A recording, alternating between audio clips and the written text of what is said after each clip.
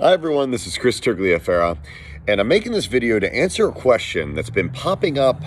It's not the most prevalent question, but it comes up a good bit, and I think it's an excellent question, so I wanted to answer it. And it's in response to, in the Chapter 4 trial of Danganronpa 2, how did I not know my character's fate? Okay, there's going to be spoilers for Danganronpa 2 coming up, but I'll try not to dive into other things during this. Okay. So this is assuming you've played the Chapter 4 trial of Danganronpa 2. And the question is, how does he not know Gundham dies? And it's a good question. I kind of want to take you through the process of how that went and how... My dog's over there. He likes to come out here.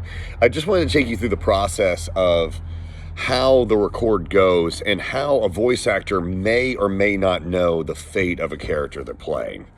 One thing is, it was a good long time ago, and it was one of my bigger roles, and a lot of times when I was getting those first, bigger roles, it's just such an adrenaline shot. And also, I didn't know anything about the franchise. I had never seen Danganronpa 1, so I did not know about the world. And there are a lot of games where I've played a bigger character in it, and the games have kind of just went to the ether, and there's nothing to them. And they're very well layered games. They're very, very small in scope as far as the audience they're reaching. So sometimes there's it doesn't mean that even though I did not know anything about the game, I put anything less into it. It's just sometimes after you do them and you don't hear anything about the game for, a few years, you just kind of tend to forget about how the actual process went. And also, like I said, it was... That was such a fun record that it's kind of like being shot out of a cannon. It's awesome when it happens, but you don't really know what... It's like, okay, it's done. And then, you don't really grasp the entire thing afterwards. Or what happened in there? Was I any good? Just think about any time you've done a good performance. And it's like, I don't even remember doing it. And another thing is, with characters like that... I had only known that he died because a lot of people had said, how much the character meant to them and how sad they were when he died. And I did not remember what chapter he died in. I knew he died just based on everyone. But also, the way the Danganronpa, when you're playing the game, it's like, how do you not know? It's this huge visual graphic novel. Well, a lot of that buildup is just, a lot of the other reaction noises. I'm not seeing the text of everyone when you're going through. Those are the times where it's just text and there's a thing like, I shall engulf this world, when actually Gundam's saying a whole lot more underneath. It's like, what happened, sinner? But there's more text under it. So I'm doing all these reaction lines and they're fun, but I'm not really getting the whole context of the story. Hydrate or dihydrate. So that was one thing. And also, I'm certain it was said at the time, but it doesn't really... A character dying when you're recording them only really sticks with you if you remember the death scene. And if you remember the trial execution, there's no voice for that. They didn't show me that. And yes, in an ideal world, you would have someone sit down for 2 hours and explain the entire build-up of these video games to you, but the budget's not there for that. It's not really a feasible thing with so many lines and so many characters. So the director's filling you in on each line in the context of what's going on right then.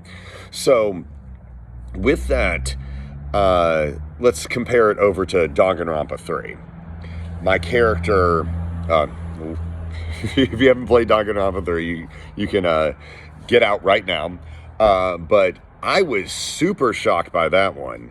I knew he didn't make it very long because the record wasn't as long.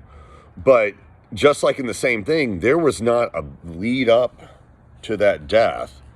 He just kind of pops up and you see a visual of it. So when you're going through all the lines are like, here I'm living, here I'm doing all these living lines, and then all of a sudden it pops up and you're dead.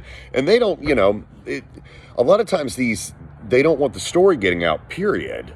So they're not even saying, and this happens, and this is really cool. There's so many NDAs, so even if we're under NDA, why would you tell someone information about a game that they really don't need to know? It's nice, makes you look like less of a fool afterwards when you're talking about the game.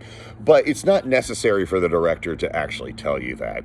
And it's going back to like the death noises or the death scene. There are games where I definitely do know I die, whether it's been, you know, there are always those thug rules, the hey you character that I know gets beat up and dies in a multitude of ways, whether it's, you know, being burnt on fire or, you know, drop down a well.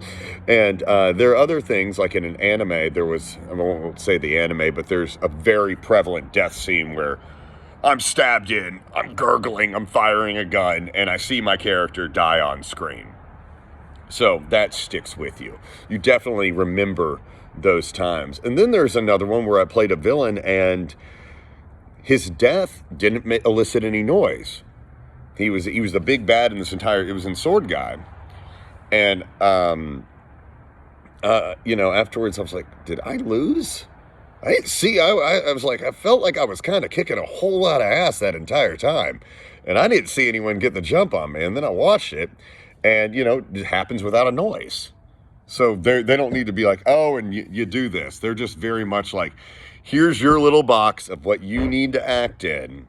So that's all you really need to know.